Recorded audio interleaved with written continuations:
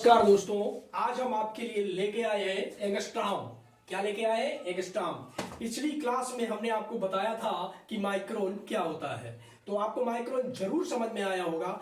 हम फिजिक्स की बाल की खाल निकाल के आपके सामने लेके आएंगे। ठीक है, आज बात कर रहे हैं एंगस्ट्रॉम की। एंगस्ट्रॉम क्या होता है? एंगस्ट्रॉम सबको पता है कि एंगस्ट्रॉम हमारा तरंगदैर्घ्य,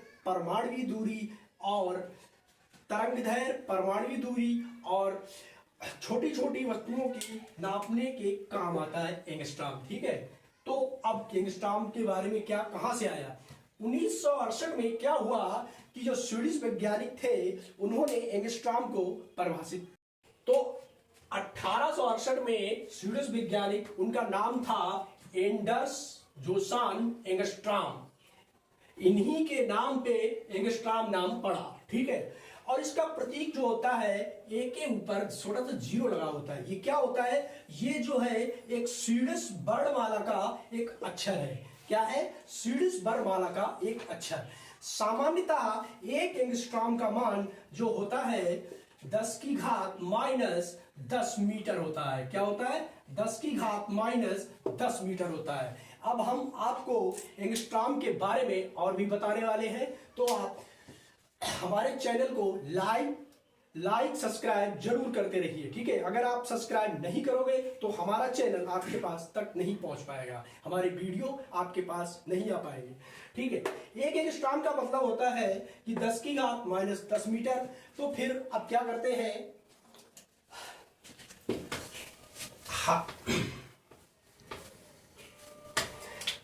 अब एक माइक्रोन क्या होता है? एक एंगस्ट्रॉम को माइक्रोन में कैसे बदलेंगे? तो ये माइक्रोन का, ये जो एंगस्ट्रॉम है, माइक्रोन का 10,000वां भाग होता है। यानी कि एक एंगस्ट्रॉम माइक्रोन का 10,000वां भाग होता है। ठीक है, माइक्रोन जो होता है, एक एंगस्ट्रॉम माइक्रोन का 10,000वां भाग होता है। याद कर लीजिए कि क्या होता है? एक एंगस्ट्रॉम माइक्रोन का 10,000वां भाग होता है। तो अब हम आपको बता रहे हैं कि एक एंगस्ट्रॉम बराबर क्या होता है? माइक्रोन का 10,000वां भाग। तो इसको मीटर में कैसे कन्वर्ट करेंगे? एक एंगस्ट्रॉम बराबर माइक्रोन, ये हो गया माइक्रोन। क्या होगा? एक, हमने पिछली क्लास में बताया था, एक माइक्रोन बराबर होता है 10⁻⁻6 मीटर। कितना होता है? 10⁻⁻6 मीटर। तो हमने यहाँ पे कितना रख दिया? 10⁻⁻6 मीटर। तो अब यहाँ पे क्या हुआ? देखो, अभी एक चीज और बता रहे हैं। ये चीजें हैं आपकी, ये -6 है, नीचे भी क्या होगा? ये वाली जो लिखी है 10 की घात, ये कितनी हो जाएगी?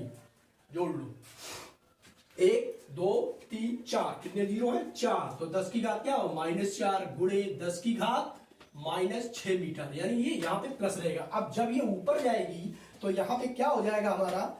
10⁻⁻4 गुणे 10⁻⁻6। तो यहाँ पे कितना हो गया? 10⁻⁻10। पिछली क्लास हम आपको बता रहे क्या होता है, जब माइनस और माइनस होता है तो क्या होता है? प्लस होता है। लेकिन साइन क्या रहता है? सिर्फ माइनस का रहता है। इसीलिए यहाँ पे माइनस माइनस प्लस और साइन माइनस का रह गया। घातों के बारे में और समझ लो, जो हम बताने जा रहे हैं कि गुणा में घातें क्या होती हैं? गुणा में घातें जुड़ती हैं। क्या होती हैं? जुड़ती हैं।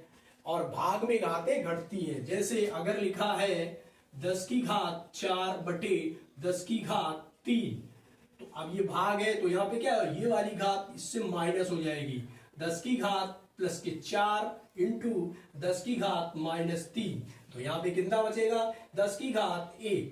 समझ गए घातों के बारे में? चलो, अब हम यहाँ पे इसके उपयोग बता रहे हैं।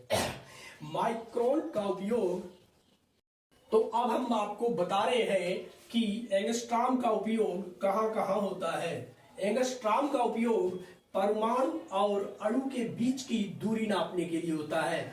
आपने कभी परमाणु और अणु अपनी नंगी आंखों से देखा है? नहीं दिखाई पड़ेगा। ठीक है, ये सूक्ष्म कण होते हैं, तो इनके बीच की जो दूरी होती है वो एंगस्ट्रॉम में ही नापी जाती है। दूसरी बात है रासायनिक बंध की लंबाई। रासायनिक बॉन्ड जो बनते हैं हमारी केमिस्ट्री में, जैसे CH4 है, तो इसका क्या होगा, सी 1 2 3 और 4। इन बॉन्ड के बीच की जो दूरी होगी वो हम एंगस्ट्रॉम में ही नाप पाएंगे, ठीक है। तीसरी बात होती है तरंग दैर्घ्य। जो तरंग दैर्घ्य होती है, हमने आपको पहली क्लास में जब मीटर की क्लास ली थी उसमें बताया था कि मीटर क्या होता है, कहां से, शुद्ध क्रिप्टन। क्रिप्टन से कितनी निकलती है, शुद्ध क्रिप्टन 86 से नारंगी रंग। नारंगी रंग क्या, कौन सा रंग होता है, नारंगी प्रकाश की किरण जो होती है उससे हम मीटर को दर्शाते हैं। वो कितना था, 16,50,773.73 करके था, ठीक है। अब हम आपको इसके उपयोग बताए। अब हम आपको कुछ क्वेश्चंस देते हैं जिनमें हम आपको एंगस्ट्रॉम से माइक्रोन में, माइक्रोन से एंगस्ट्रॉम में कन्वर्ट करने के लिए बताएंगे। अब हम आपको माइक्रोन के कुछ क्वेश्चंस बता रहे हैं जिसमें एंगस्ट्रॉम को माइक्रोन में, माइक्रोन को एंगस्ट्रॉम में चेंज करना है या मीटर में चेंज करना है। क्वेश्चन है हमारा, हाइड्रोजन परमाणु की त्रिज्या कितनी है, 5 × 10⁻⁻11 मीटर है। तो हमें इसे एंगस्ट्रॉम में व्यक्त करना है। तो सबसे पहले हाइड्रोजन परमाणु की त्रिज्या यानी 1 एंगस्ट्रॉम बराबर पता है सबको कि कितना होता है, 10⁻10 मीटर, ठीक है। अब यानी कि तो हमारी यहाँ पे त्रिज्या है 5 × 10⁻11 मीटर। हमें पता है 1 एंगस्ट्रॉम बराबर कितना होता है, 10⁻10 मीटर। तो हम इसको क्या लिख सकते हैं, 5 × 10⁻1 मीटर × 10⁻10, ये क्या हो गया, 11, ठीक है। तो अब हमें पता है कि ये क्या है, ये हमारा 1 एंगस्ट्रॉम है। क्या है, 1 एंगस्ट्रॉम है। तो ये कितनी हो जाएगी, 5 × 10⁻1 एंगस्ट्रॉम। यानी कि इसमें एंगस्ट्रॉम में व्यक्त करना था, आपको पता है 1 एंगस्ट्रॉम बराबर इतना होता है। तो अब इसको लिख दीजिए, चाहे आंसर यही रखिए, ठीक है। आंसर एंगस्ट्रॉम पूछा था, एंगस्ट्रॉम में हमने आपको बता दिया। दूसरा क्वेश्चन हमारा कहता है कि 1 एंगस्ट्रॉम को माइक्रोन में व्यक्त कीजिए। यानी कि 1 एंगस्ट्रॉम को माइक्रोन में व्यक्त करना है। तो 1 एंगस्ट्रॉम बराबर पता है क्या होता है, 10⁻10 मीटर, ठीक है। एक माइक्रोन कितने एक माइक्रोन में क्या होता है, कितने मीटर होते हैं, ठीक है, 10⁻10 मीटर। तो अब 1 माइक्रोन बराबर होता है 10⁻6 मीटर, ठीक है। तो यहाँ पे इसको अलग अलग कर लो, जैसे तो 1 angstrom equal to 10⁻10 equal to 10⁻4 into 10⁻6। यहाँ पे क्या हो गया, 6 और 4 10। माइक्रोन में व्यक्त करना है तो ये 1 माइक्रोन बराबर है 10⁻6 मीटर, जो हमने यहाँ पे वैल्यू रखी है, ठीक है दोस्तों। तो अब क्या हो गया, 10⁻4 म्यू, यानी 1 एंगस्ट्रॉम क्या होता है, 10⁻4 माइक्रोन, ठीक है। हाँ, अब हम आगे बढ़ते हैं अपने तीसरे क्वेश्चन की तरफ, जिसमें वो कह रहा है कि प्रकाश के किसी रंग का तरंग दैर्घ्य 5800 एंगस्ट्रॉम है। तो इसमें मीटर में उसकी तरंग दैर्घ्य ज्ञात कीजिए, ठीक है। तो 5800 एंगस्ट्रॉम है और 1 एंगस्ट्रॉम में कितने मीटर होते हैं, 10⁻10 मीटर होते हैं। 1 एंगस्ट्रॉम में कितने होते हैं, 10⁻10। यहाँ पे एंगस्ट्रॉम के 1 एंगस्ट्रॉम के मान की जगह रख दीजिए 5800 00 × 10⁻10 मीटर। ये यहाँ पे क्या हो जाएगा, ऐसे करते हैं 5.8 यानी 1 2 3 इंटू 10 टू पावर कितने हो गए 3 इंटू 10 टू पावर -10 मीटर, ठीक है।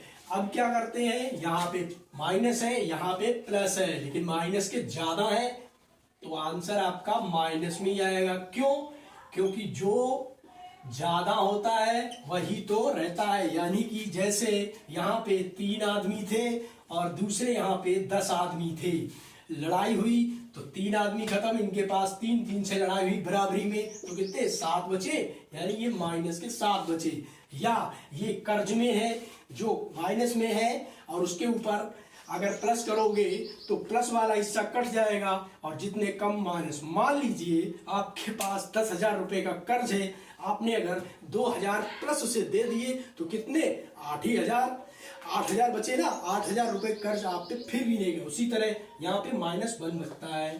ठीक है, अब अगले क्वेश्चन हमारा है, बालू का एक कण है जिसकी त्रिज्या हमें पता है वो कितनी है, 1.6 गुणे 10 की घात -4 मीटर।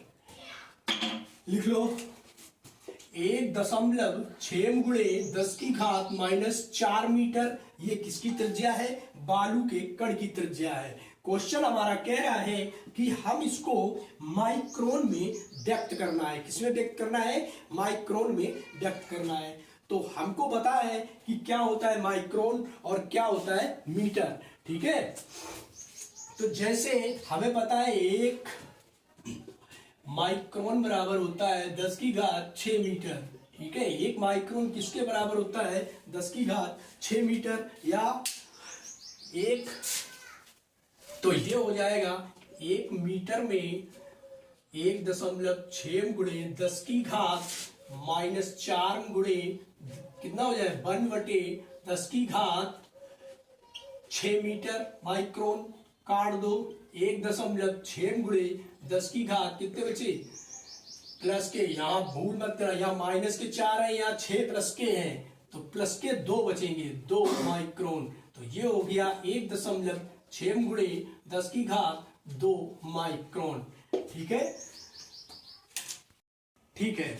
अब हमारा एक लास्ट क्वेश्चन बताया, बड़ा मजेदार है। 1 घंटे में कितने माइक्रो सेकेंड होते हैं, 1 घंटे में माइक्रो सेकेंड कितने होते हैं। ठीक है, सबसे पहली बात कि 1 घंटे में मिनट कितने होते हैं, 60।